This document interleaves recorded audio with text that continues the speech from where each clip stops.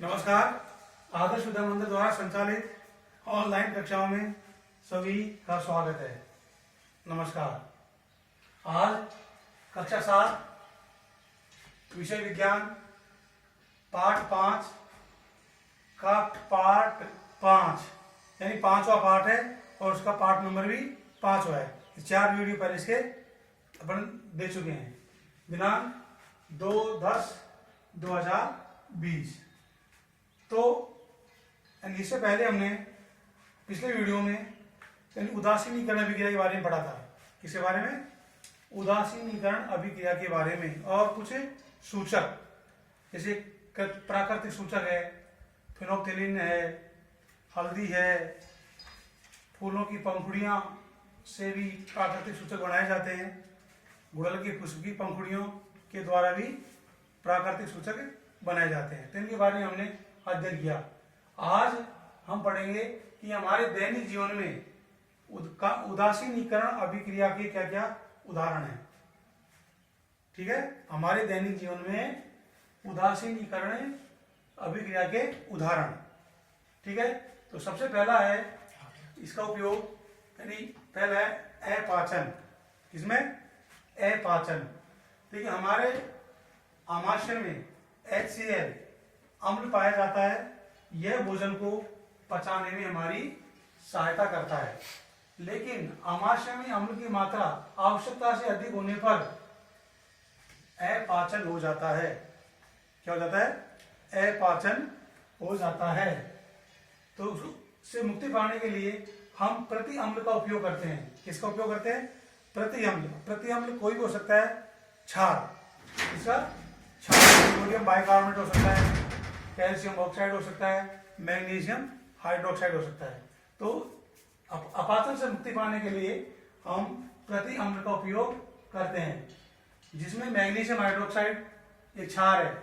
यह अत्यधिक अम्ल के प्रभाव को क्या कर देता है? उदासीन कर देता है और हमारा अपाचन ठीक हो जाता है। तो इसका दूसरा उदाहरण है चींटी का डंक।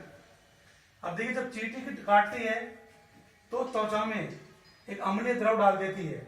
यानी मनुष्य की जब चींटी काटती है तो मनुष्य की त्वचा में एक अम्लीय द्रव डाल देती है डंक के द्वारा।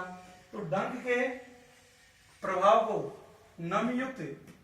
नमयुक्त खाने का सोडा, वही क्षारीय पदार्थ होता है, और कैलेमाइन का विलयन मलकर उसको क्या किया जाता है? उदासीन किया जाता है, जिससे जिंक कार्बोनेट बनता है और वो ठीक हो जाता है। उसमें खुजली, जलन जो भी है वो बंद हो जाती है।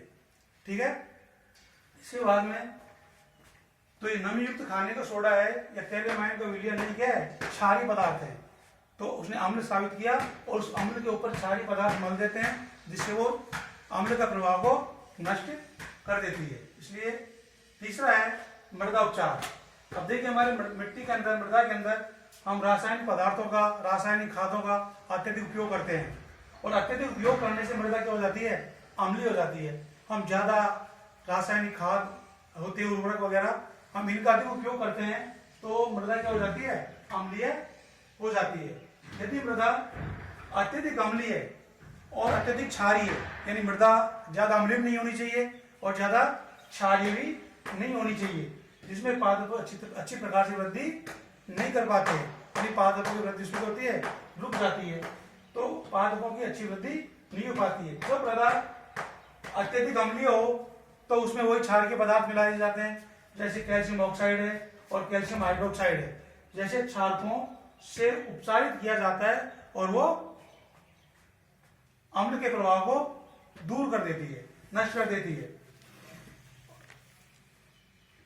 उपयोग करके उपचारित किया जाता है। ठीक है, यदि मृदा क्षारीय हो तो इसमें जैव पदार्थ मिलाए जाते हैं। जैसे मृदा अत्यधिक क्षारीय होती है तो उसमें जैव पदार्थ मिलाए जाते हैं। जैव पदार्थों में जैसे हमारे कंपोस्ट खाद आती है। जैव पदार्थों में क्या आती है? कंपोस्ट खाद। तो मृदा में अम्ल निर्मुक्त करते हैं, जिससे उसकी क्षारीयता खत्म हो जाती है। तो ये कंपोस्ट खाद क्या बनाते हैं? अम्ल बनाते हैं, तो क्षारीय प्रभाव को नष्ट कर देते हैं। ठीक है, अब चौथा है कारखानों से अपशिष्ट।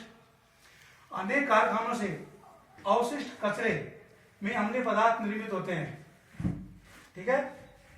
और यदि ऐसे अपशिष्टों को सीधे ही जलाशयों और नदियों में बहने दिया जाए तो मछली व अन्य जलीय जीवों पर को अम्ल नष्ट कर देता है, यानी इनके प्रभाव भी क्या हो जाते हैं, ये जलीय जीव को हानि हो जाती है। तो इनको नदियों और जलाशयों में विसर्जित करने से पहले कारखानों से निकलने वाले अपशिष्ट पदार्थों को पहले उपचारित करना चाहिए।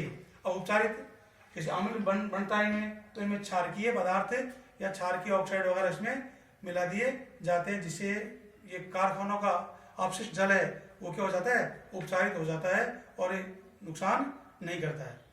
तो आज हमें दैनिक जीवन में हमारी उदासीकरण अभिक्रियाओं के उदाहरण पढ़े, ठीक है। तो ज्यादा मिट्टी है, अम्लीय है, अधिक अम्लीय है, अधिक क्षारीयता है, तो उसमें पौधे ठीक प्रकार से वृद्धि नहीं कर पाते हैं। तो आगे अगले वीडियो में बताएंगे। धन्यवाद।